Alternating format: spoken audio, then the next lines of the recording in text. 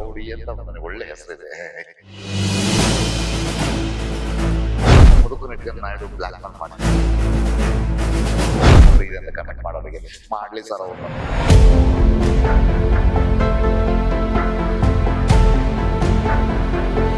ಇಂಡಿಯಾದಲ್ಲಿ ಪ್ರಪ್ರಥಮ ಬಾರಿ IAS ಸರ್ಟಿಫಿಕೇಟ್ ಬರತಕ್ಕಂಥ ಏಕೈಕ ಸಂಸ್ಥೆ ಸರ್ ಇದು.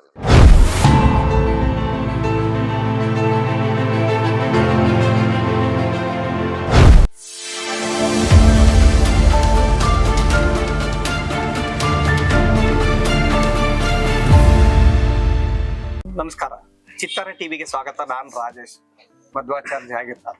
ನಮಸ್ಕಾರ. ಇದು ನಮ್ಮ ಚಿತ್ತಾರ ಮ್ಯಾಗಜಿನ್ ಸರ್. Thank you. ಇದು ನಮ್ಮ award show function magazine. Every year ಬರುತ್ತೆ ಇದು ನಮ್ಮ ಮಂತ್ಲಿ ಮ್ಯಾಗಜಿನ್. ಫಿಲಿಂ ಇಂಡಸ್ಟ್ರಿ ತಮ್ಮ ಗೊತ್ತಿರ್ಬೋದು, ನೋಡಿದ್ರು. Thank you. ಕಾರ್ಯಕ್ರಮಕ್ಕೆ ಸ್ವಾಗತ. Thank you sir, thank you. Chittara ನಮ್ ಬಂದು ಕನ್ನಡಿಗರ ಒಂದು ಧ್ವನಿ. ಇದು ಧ್ವನಿ ಸರ್. ತಾವು ಮೂಲತಃ ಎಲ್ಲಿ ಅವರು? ಶಿವಮೊಗ್ಗ ಜಿಲ್ಲೆ ಶಿಕಾರಿಪುರ ತಾಲೂಕು ಕಪ್ಪನಹಳ್ಳಿಯ ಒಂದು ಗ್ರಾಮದ. ನಮ್ಮ ವಿದ್ಯಾಭ್ಯಾಸ ಮುಗಿಸಿದ್ದೆ. ಎಲ್ಲಿವರೆಗೆ ಓದಿದ್ದೆ? ಇಲ್ಲ, ಓದಿಲ್ಲ ಸರ್.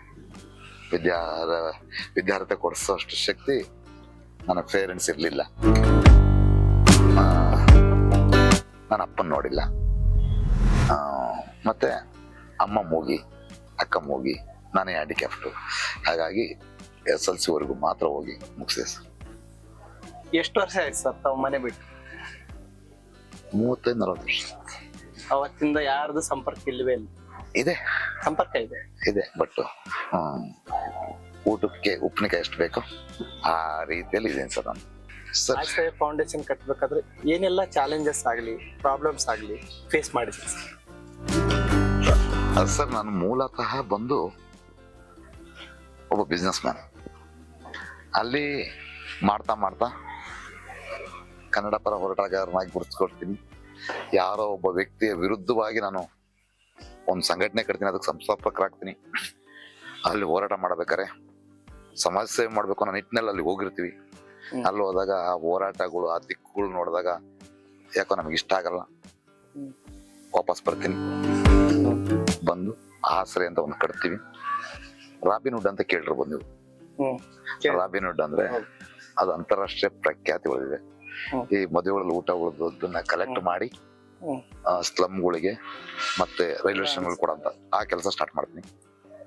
ಅದಾದ ನಂತರ ಅದ್ರ ಜೊತೆಲಿ ಆ ಊಟ ಕೊಡೋ ಟೈಮಲ್ಲಿ ರೋಡಲ್ಲಿ ಈ ವಯಸ್ಸಾದವರು, ಭಿಕ್ಷುಕರು, ನಿರ್ಗತಿಕರು ರೋಡಲ್ಲಿ ಮಲಗಿರ್ತಾರೆ. ನನಗೆ ಅವಾಗ ಅನ್ಸಿದ್ದು, ಯಾರೋ ಒಬ್ಬನ ಊಟ ಕೊಡ್ತಾನೆ, ಊಟ ಮಾಡ್ತಾರೆ.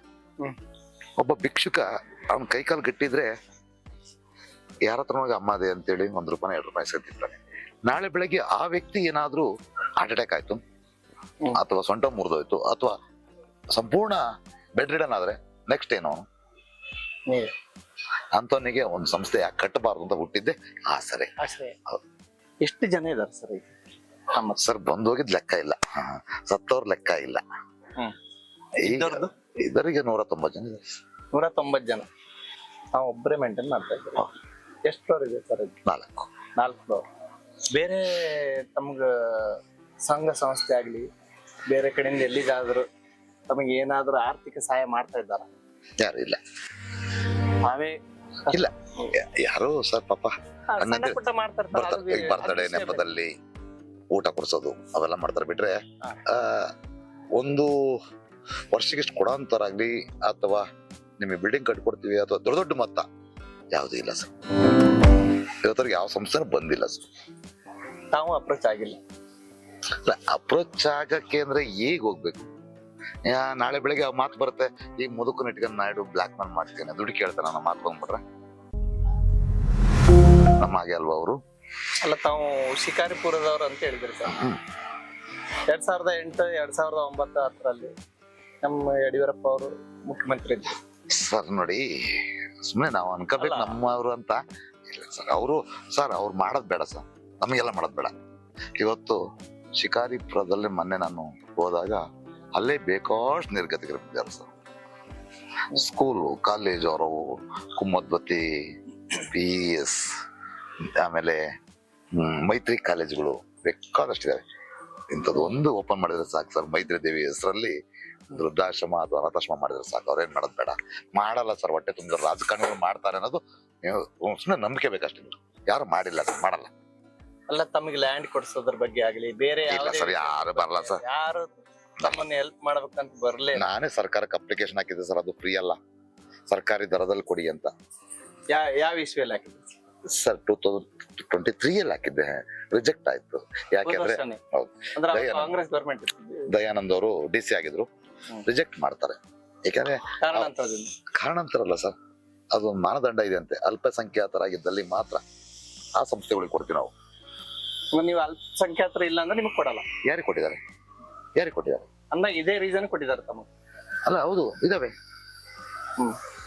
ಅಲ್ಲ, ಬೇರೆಯವ್ರಿಗೆ ಕೊಟ್ಟಿದ್ದು ಉದಾಹರಣೆ ಸಾಕಷ್ಟಿದೆ. ಎಲ್ಲಿದ್ದಾರೆ ಸರ್?